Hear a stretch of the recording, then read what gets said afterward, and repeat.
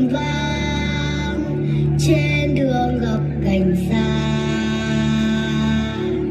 Bài hát ấy vang trong tim con, bài hát ấy làm con mạnh mẽ phi thường, bài hát ấy khiến con dưng dưng khi đứng dưới cờ đỏ sao vàng. Bài hát ấy con nghe hôm nay là điều tuyệt vời thiêng liêng của cả dân tộc, cùng triệu người ngân vang câu ca nước non Việt Nam ta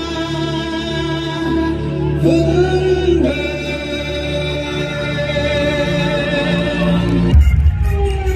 Trong con hình chữ S